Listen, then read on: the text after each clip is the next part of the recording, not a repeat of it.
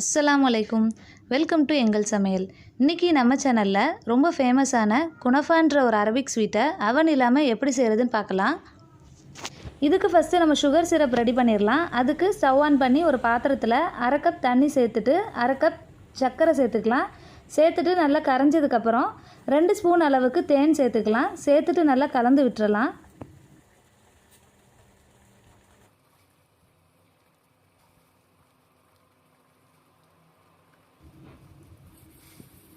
இது கொஞ்சம் திக்காகிற அளவுக்கு நல்லா கொதிக்க விடலாம். இப்போ கொஞ்சம் திக்காகிருச்சு, நம்ம ஸ்டவ் ஆஃப் பண்ணிடலாம்.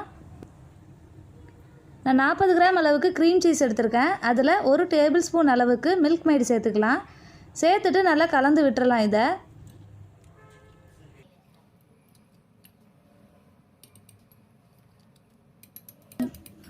மில்க் மெய்டு வந்து ஆப்ஷனல் தான், பட் சேர்த்தா கொஞ்சம் க்ரீமியாக நல்லா இருக்கும், அதனால தான் சேர்த்துருக்கேன்.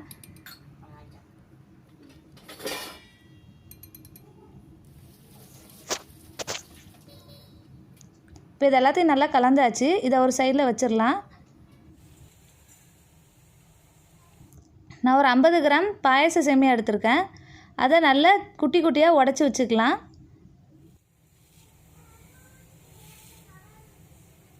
இதில் ஒரு 10 கிராம் அளவுக்கு பட்டர் சேர்த்துருக்கேன். சேர்த்து இதை நல்லா கலந்து விட்டுறலாம்.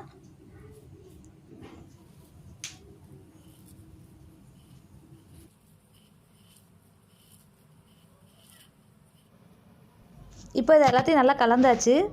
ஒரு சின்ன பேன் ஒன்று எடுத்திருக்கேன். அதில் இப்போ நம்ம அந்த கலந்து வச்ச சேமியாவில் பாதி இதை போட்டு இதை நல்லா இப்படி பரத்தி விட்டுறலாம்.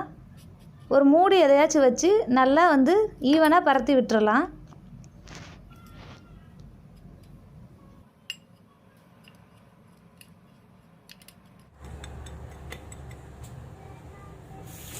இது மேலே நம்ம ரெடி பண்ணி வச்ச சீஸை வச்சிடலாம். இந்த மாதிரி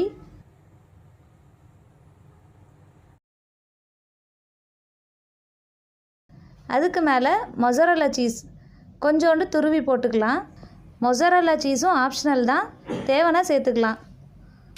இப்போ இது மேலே மிச்சம் உள்ள அந்த சேமியாவை நம்ம போட்டு அதையும் நல்லா பரத்தி விட்டுறலாம். மறுபடியும் மூடி எதையாச்சும் வச்சு அதை நல்லா ஈவனாக பரத்தி விட்டுறலாம்.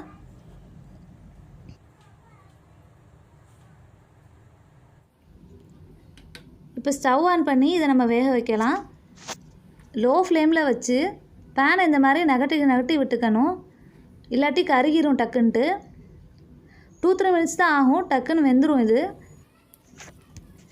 ஒரு 2-3 நிமிஷத்துக்கு அப்புறம் ஒரு ஸ்பூன் இல்லாட்டி கரண்டி எதையாச்சும் வச்சு இதோட ஓரங்களெல்லாம் நம்ம இந்த மாதிரி பண்ணி விட்டுறலாம்.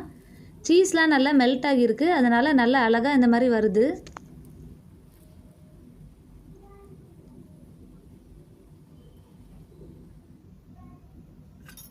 இப்போ இதை ஒரு ஃப்ளாட்டான ஒரு மூடி இல்லாட்டி தட்டு எதையாச்சும் வச்சு இந்த மாதிரி திருப்பிட்டு இன்னொரு பக்கம் வேக வைக்கலாம்.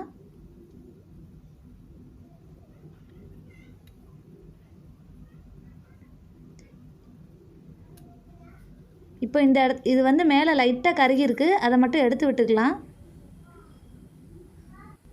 மறுபடியும் இதை நம்ம வந்து இந்த மாதிரி வேக வச்சுக்கலாம், நகட்டி விட்டு.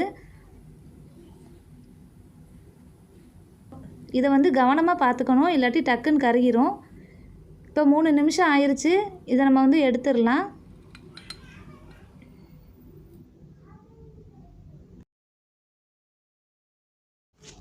இப்போ இது ரெடி ஆயிடுச்சு. டெக்கரேஷனுக்காக கொஞ்சம் பிஸ்தாவை க்ரஷ் பண்ணி இது மேலே நம்ம கொஞ்சம் சேர்த்துக்கலாம்.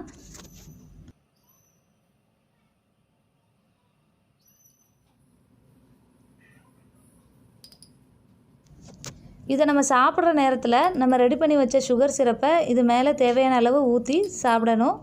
இதை கட் பண்ணால் உள்ளக்க இப்படி தான் இருக்கும். ரொம்ப டேஸ்ட்டாக இருக்கும் இந்த ஸ்வீட்டு. அதுலேயும் சீஸ் லவர்ஸ்க்கு இது கண்டிப்பாக பிடிக்கும். இந்த வீடியோ உங்களுக்கு பிடிச்சிருந்துச்சுன்னா லைக் பண்ணுங்கள், ஷேர் பண்ணுங்கள், எங்கள் சமையலுக்கு சப்ஸ்கிரைப் பண்ணுங்கள். தேங்க்ஸ் ஃபார் வாட்சிங்.